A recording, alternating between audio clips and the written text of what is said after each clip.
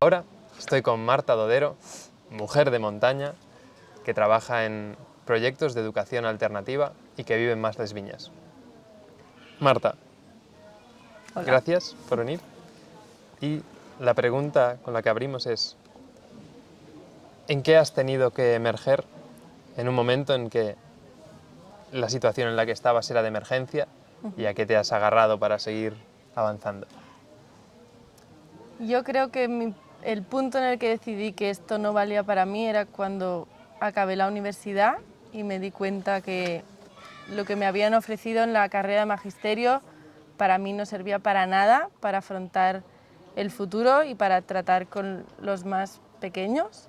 Y ahí decidí buscar una vía alternativa. Al principio me fui para el lado oscuro, que fue el mundo del esquí, donde creo que se hace un impacto muy negativo a la naturaleza. Tampoco me sentí cómoda y volví a recuperar el hilo de la educación y empecé a formarme en proyectos de educación alternativa y por ahí entré otra vez con otra perspectiva y mucha más motivación, y fue desde que estuve en una escuela bosque que empecé a pensar cómo podía vincular un proyecto alternativo con la naturaleza y descubrí la permacultura. Vale. El lado oscuro. Quien piensa en el esquí piensa en el lado blanco, ¿no? Más bien, ha sido el lado oscuro. Sí, Vale. para mí sí mueve muchas cosas que nada buenas, un turismo muy poco sostenible, muy de fin de semana, de cuidar muy poco el entorno. Las estaciones de esquí creo que son un perjuicio muy grande para la fauna y la flora del territorio.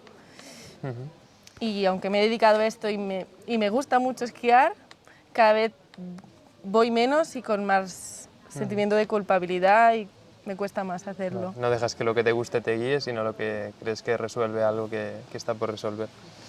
Vale, ¿y qué en ese momento que cuentas de decir ahí, me encuentro con la permacultura por seguir avanzando, hubo algún momento en que tú tuviste que pegar la patada para abrir la puerta y decir, yo, Marta, avanzo, aunque a mi alrededor todo me intente llevar a lo anterior?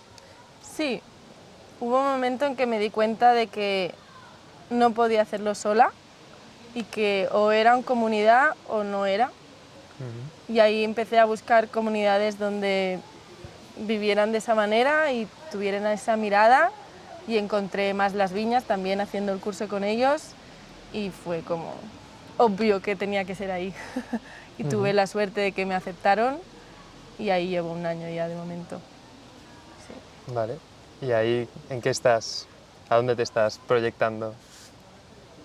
Bueno, ahora como estoy con un proyecto de educación, de momento he podido estar poco, pero mi idea es ir saliendo del mundo educativo para entrar poco a poco en las viñas. No sé si en un futuro proyectar algo educativo en las viñas, pero de momento quiero empaparme de todo lo que ya pasa en las viñas. Y quién sabe en un futuro es introducir alguna cosa más educativa con gente más pequeña. Pero de momento quiero como vivir la permacultura desde todos sus lados, todas sus alas, todas sus oportunidades, que ya son muchas, y aprender. De momento estoy aprendiendo mucho. Vale. Sí. Y hablando de oportunidades, si tuvieses la oportunidad de decirle a un joven de 15, 16, que tuvieses que educar tú y te preguntase, Marta, ¿dónde crees que está el norte? ¿Dónde dirige el norte tu brújula? ¿Tú qué le dirías? En la permacultura y en la naturaleza. Sí, creo que es muy difícil hacer esto desde un punto teórico. Creo que si no están los jóvenes y sobre todo los más pequeños, no están en la naturaleza, es imposible transmitirles ese amor desde la teoría, desde los libros. Así que lo primero pasa por llevar las aulas a la naturaleza, y desde ahí creo que ya se genera un impacto en ellos que ellos solos lo buscan y lo cuidan.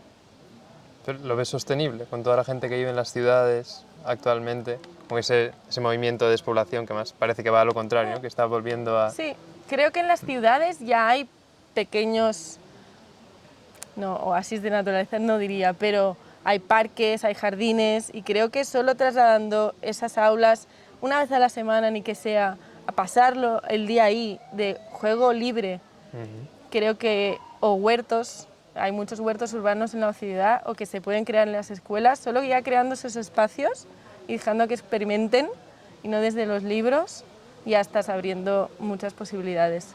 O sea, que la pandemia sirvió mucho para eso. Yo recuerdo en Barcelona que de repente había un montón de niños por la calle porque tenían que salir de las escuelas del centro al parque. Y les dimos la oportunidad, bueno, por un lado los encerramos, pero por el otro les dimos la oportunidad del juego libre, que no se lo hemos dado en mucho tiempo, que es todo muy estructurado y pasa de la escuela a la extraescolar y hay muy poco tiempo de ser y creo que también fue una oportunidad que se redescubrieron y fueron mucho más creativos. Y creo que ahí empieza todo. Ahí hubo algo que para ti fue como... Buah, me he dado cuenta de algo que por aquí si tiro llega la luna. Sí, bueno, ahí fue cuando yo descubrí personalmente la permacultura, escribiendo un proyecto educativo. Pensaba que tenía que ser muy holístico y no encontraba dónde cogerme. En plan, estaba en una escuela de bosque, pero me faltaban cosas y pensaba que lo acoge todo y al final llegué a la permacultura. En Nómada en la ciudad me parece mucho más difícil de aplicar, sinceramente, pero se pueden hacer pequeñas cosas, pequeños gestos que ya valen mucho. Sí. O sea que si tuvieses un hijo, le dirías, vivamos en una masía en el pueblo y montamos el centro educativo para las casas de alrededor. Sí, totalmente. ¿Y lo ves sostenible? ¿Me explico? Si lo veo sostenible para toda la gente de todo el mundo, eso es. No lo sé. Eso me genera mis dudas. Creo que es bastante complejo con la sobrepoblación mundial que hay. Es un reto muy grande. Creo que no todos tenemos los mismos privilegios ni oportunidades, eso está claro. Yo acepto los míos y desde aquí puedo hacer cosas, puedo ayudar a gente, pero creo que tengo que aceptar que no llegaré a ayudar a todo el mundo y que no todos podremos tener el mismo privilegio. Y creo que es una cosa con la que nos tenemos que reconciliar porque, bueno, mi bienestar si pasa por encima del malestar de otras personas, joder, pues no mola nada. Pero también abrazar ese privilegio a veces dices, bueno, pues gracias a la vida que me ha tocado así a mí. Y si puedo ayudar y al menos traspasar mi voz y ejemplos, eso que podemos hacer. Pues muchísimas gracias. A ti. Uy, me emociona. No sé. Sí, emocionante. ¿Quieres añadir alguna cosa? No. ¿Qué te gustaría que saliera?